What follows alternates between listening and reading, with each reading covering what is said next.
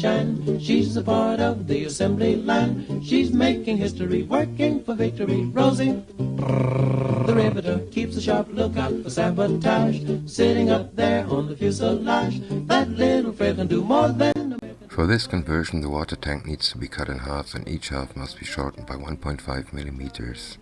The front walls are concave, the rear walls are convex. There are racks along the tanks that can carry up to 13 jerry cans. On the rear ends of the racks there are cabinets, one on each side. These are the most obvious changes to be made on that vehicle, but there are other smaller ones. I'll explain those as soon as we get to those points. I want to depict a maintenance scene. The drivers are repairing the engine. Since cabin roof and bonnet come in one piece, I had to cut it off. With a sharp number 11 blade, this was no big deal. The inside of the bonnet had raised ejector pin marks and very big and thick location pins, which had to be removed. I used a sanding cone for my motor tool, but you gotta be careful. Work at a slow to medium speed or the styrene will get too hot and warp.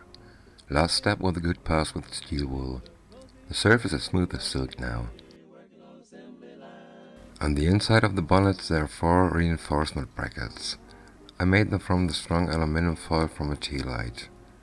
To the front pair of the bracket a pivoted rod is mounted to support the bonnet when it's open. I built it from 0.5 mm plastic sheet which I sanded a little thinner and a piece of 0.3 mm copper wire.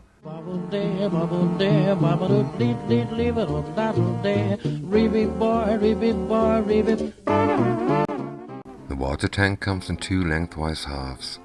The front wall is part of those halves. The rear wall has recessed panel lines that represent a door that serves as access to levers and other instruments.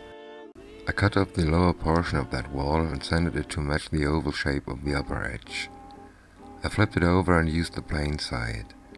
I built 2 more walls from 1 mm plastic sheet. I secured both tank parts with household masking tape around the central area. Then I measured the center and moved 1.5 mm to the left and to the right. I drew straight lines all around the tank's body according to my measurement. Then I used the razor saw bit for my motor tool. Here's another advantage of the masking tape. When you are slightly offset of the cutting line you don't damage the material. This was nice and easy work. The riveter, Rosie's got a boyfriend, Charlie. I had to build new tank roofs from 1 mm plastic sheet. Since the new roofs weren't bent into the correct shape and there were some larger gaps, I applied quite a lot of putty and let it dry overnight. Then I sanded almost all the putty off and the white plastic into the correct shape. Minor gaps were then filled with super glue and sanded smooth. The most difficult job was bringing the front walls into the concave shape I needed.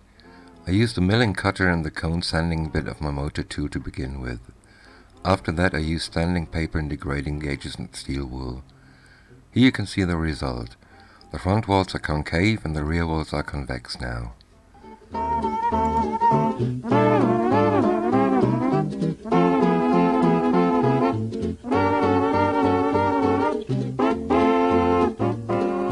Rosie, the riveter. Then I built the truck's chassis. Since I built Italy's GMC truck quite often, I expected this to be easy, and I wasn't mistaken.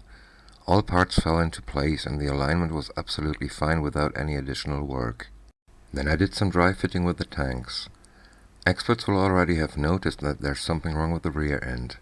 The tank sits flush and that's not correct. I'll change that for the next update.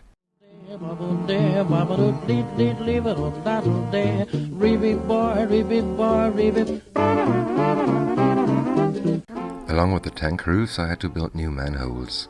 On the fuel tanks they're oval. Rosie, the riveter. On the assembly. This is the material I used to build the tanks.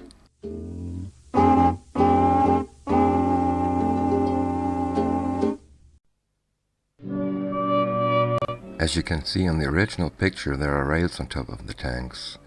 I built them from 1.5 mm plastic sheet which I thinned down towards the upper edge. Roads all the dustiest, winds all the gustiest, gates all the rustiest, highs all the crustiest. There are clearly visible weld lines around the tank walls in the center of the top. I replicated them from stretch sprue. dustiest, days all the nastiest. To give them some texture, I softened them with plastic cement and pressed the tip of a file into them. That really was some work because I didn't like the result. Don't know why I left my homestead. I really must confess, I'm just a weary exile singing my song. The sprue was much too thick. Grass is the springiest, bees are the stingiest, birds are the wingiest, bells are the ringiest, the heart's the singiest, the arms the clingiest, way back. I flattened it in several passes with a file.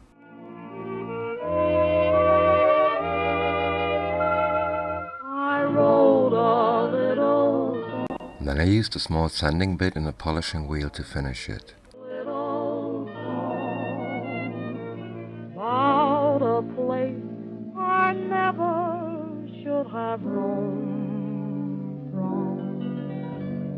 Skies With a little bit of extra work. hearts are